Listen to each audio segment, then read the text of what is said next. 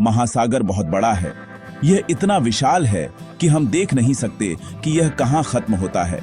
हर रोज कई बड़े बड़े जहाज इस पानी में चलते हैं।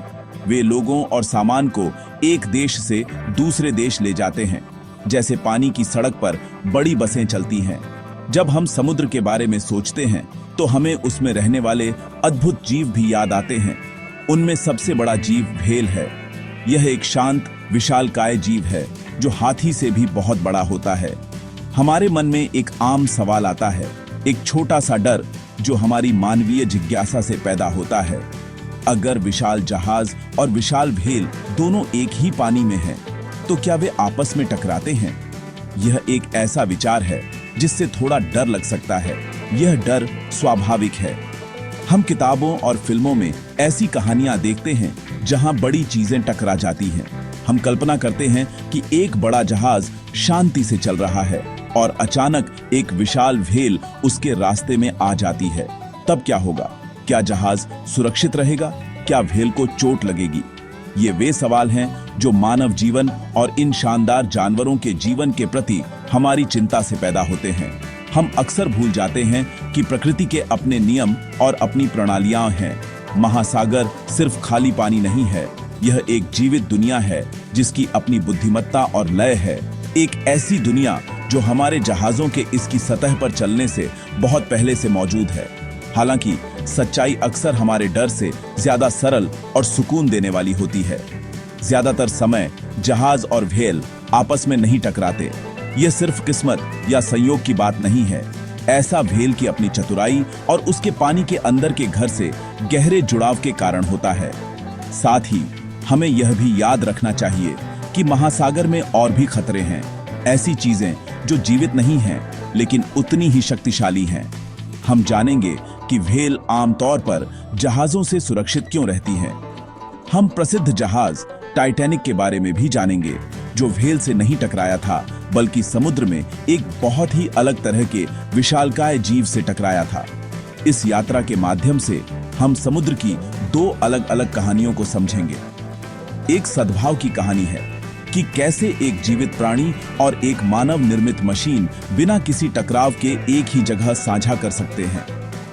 दूसरी त्रासदी की कहानी है, एक सबक जो हमें शक्तिशाली महासागर में यात्रा करते समय सम्मान और सावधानी के महत्व के बारे में सिखाता है। यह हमें दिखाता है कि जहां कुछ डर केवल हमारे दिमाग में होते हैं, वहीं अन्य खतरे बहुत वास्तविक होते हैं। आइए इन दो कहानियों को देखें और उन सरल सच्चाइयों को जानें जो वे हमें बताती हैं, हमें जीवन, प्रकृति और हमारी अपनी जिम्मेदारियों के बारे में सिखाती है। व्हेल अविश्वसनीय रूप से बुद्धिमान जानवर हैं। वे लाखों सालों से महासागरों में रह रहे हैं, इंसानों के बड़े जहाज बनाने से भी बहुत पहले से। वे अपनी दुनिया को ऐसे समझते हैं जैसे हम अभी सीखना शुरू ही कर रहे हैं।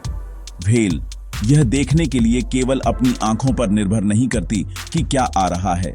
महासागर अंधेरा और गंदा हो सकता है, खासकर गहराई में। इसके बजाय व्हेल अपनी सुनने की शक्ति का उपयोग करती है। उसमें समुद्र की आवाजें सुनने की एक अद्भुत क्षमता होती है। एक जहाज अपने बड़े इंजन और घूमते हुए प्रोपेलर के साथ बहुत शोर करता है और पानी में तेज कंपन पैदा करता है। व्हेल के लिए यह ऐसा है जैसे मीलों दूर से एक तेज आवाज वाला ट्रक आ रहा हो। यह आवाज एक शुरुआती चेतावनी संकेत के रूप में काम करती है। जब एक व्हेल किसी जहाज के इंजन की धीमी लगातार गुनगुनाहट सुनती है तो उसे पता चल जाता है कि कोई बहुत बड़ी चीज आ रही है। कंपन हवा की तुलना में पानी में बहुत तेज और दूर तक फैलते हैं। एक व्हेल अपने शरीर के माध्यम से इन कंपनों को महसूस कर सकती है, खासकर अपनी जबड़े की हड्डी में, जो उसे यह पता लगाने में मदद करती है कि आवाज कहां से आ रही है। इस प्राकृतिक अलार्म सिस्टम के कारण व्हेल के पास प्रतिक्रिया करने के लिए बहुत समय होता है। वह घबराती नहीं है, वह बस यह समझ जाती है कि उसे रास्ते से हटकर पानी के शांत हिस्से में जाना होगा। व्हेल का व्यवहार जहाज से बहुत अलग होता है। एक जहाज एक निश्चित रास्ते पर चलता है, एक ऐसा मार्ग जिसे उसके कप्तान ने एक बंदरगाह से दूसरे बंदरगाह तक जाने के लिए प्लान किया होता है। वह आसानी या तेजी से अपनी दिशा नहीं बदल सकता। दूसरी ओर एक व्हेल स्वतंत्र होती है। वह जहां चाहती है तैरती है, भोजन का पीछा करती है या गर्म पानी में माइग्रेट करती है। जब वह किसी जहाज का पता लगाती है तो वह आसानी से समुद्र में और गहराई में गोता लगा सकती है या बाईं या दाईं ओर तैर सकती है, जिससे शोर करने वाली मशीन सतह पर से गुजर जाए। यह एक सरल और प्रभावी समाधान है, बचने का एक शांत कार्य जो उसकी सुरक्षा सुनिश्चित करता है। इसीलिए टक्करें बहुत कम होती हैं। व्हेल सिर्फ बड़ी ही नहीं है, वह बहुत चालाक और अपने आसपास के वातावरण के प्रति जागरूक भी है। उसे शांति और सुकून पसंद है। जहाज का शोरगुल वाला रास्ता ऐसी जगह नहीं है जहां वह रहना चाहेगी। बेशक कभी कभी दुर्घटनाएं हो सकती हैं, शायद अगर कोई व्हेल सतह के पास सो रही हो या बीमार हो और तेजी से हट ना पाए। लेकिन महासागर की भव्य डिजाइन में बुद्धिमान व्हेल और बड़ा जहाज आमतौर पर एक सम्मानजनक दूरी बनाए रखते हैं। प्रत्येक अपनी अलग यात्रा पर जारी रहता है। एक प्रकृति के ज्ञान से निर्देशित होता है और दूसरा मानव नेविगेशन से। अब एक ऐसे जहाज की बात करते हैं जिसका समुद्र में एक विशालकाय जीव से सामना हुआ था। यह विशालकाय जीव व्हेल जैसा कोई जीवित प्राणी नहीं था। यह बर्फ का एक पहाड़ था जिसे आइसबर्ग कहा जाता है। वह जहाज टाइटैनिक था। साल 1912 में टाइटैनिक अब तक का सबसे बड़ा जहाज था। लोग इसे कभी न डूबने वाला कहते थे। उन्हें विश्वास था कि यह इतना मजबूत और इतना अच्छा बना हुआ है कि कुछ भी इसे डुबो नहीं सकता। यह अपनी पहली ही यात्रा पर था। इंग्लैंड से अमेरिका जा रहा था, जिसमें कई अमीर और आशावान लोग सवार थे। जहाज पर हर कोई पूरी तरह से सुरक्षित महसूस कर रहा था। ऐसे शानदार जहाज पर होने पर गर्व कर रहा था। दुर्घटना की रात बहुत ठंडी थी। समुद्र शांत था और आकाश अंधेरा था। रास्ते को रोशन करने के लिए कोई चांद नहीं था। जहाज पर मौजूद लुकआउट खतरों पर नजर रख रहे थे, लेकिन देखना बहुत मुश्किल था। अचानक उन्होंने अपने ठीक सामने कुछ बड़ा और अंधेरा देखा। यह एक आइसबर्ग था। आइसबर्ग बर्फ का एक बड़ा टुकड़ा होता है जो ग्लेशियर से टूटकर समुद्र में तैरता है। इसका ज्यादातर हिस्सा, लगभग 90%, पानी के नीचे छिपा होता है। नाविकों ने जो देखा वह बर्फ के एक बहुत बड़े पहाड़ का केवल छोटा सा सिरा था।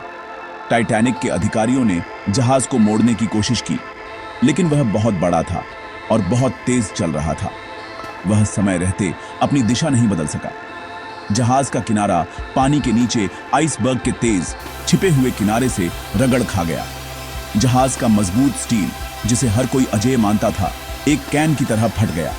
बर्फीले ठंडे समुद्र का पानी जहाज के डिब्बों में भरने लगा। कभी न डूबने वाला जहाज अब डूब रहा था। यह सबके लिए एक भयानक झटका था। मानव उपलब्धि का प्रतीक रहा जहाज बर्फ के एक शांत ब्लॉक से हार गया। टाइटैनिक की त्रासदी व्हेल के कारण नहीं हुई, बल्कि मानवीय अति आत्मविश्वास और प्रकृति की शक्ति का सम्मान न करने के कारण हुई। वे एक ऐसे क्षेत्र में बहुत तेज चल रहे थे जहां आइसबर्ग होने की जानकारी थी। उनके पास जहाज पर सभी के लिए पर्याप्त लाइफ बोट नहीं थी, क्योंकि उन्हें कभी विश्वास नहीं था कि जहाज डूब सकता है। टाइटैनिक की कहानी हमें एक बहुत महत्वपूर्ण सबक सिखाती है। यह हमें याद दिलाती है कि हम चाहे कितने भी चतुर या शक्तिशाली क्यों न हों, हमें प्राकृतिक दुनिया, खासकर विशाल और अप्रत्याशित महासागर से निपटते समय हमेशा विनम्र और सतर्क रहना चाहिए। जब हम इन दो कहानियों को एक साथ देखते हैं तो हम महासागर के साथ अपने रिश्ते के बारे में कुछ बहुत गहरा सीखते हैं। व्हेल की कहानी हमें एक सुंदर सद्भाव दिखाती है।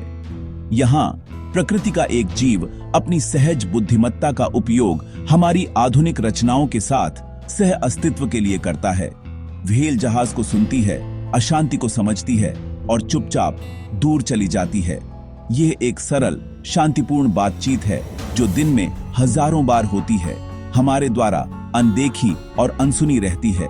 यह एक प्राकृतिक ज्ञान की बात करती है जो अस्तित्व को महत्व देता है और अनावश्यक संघर्ष से बचता है।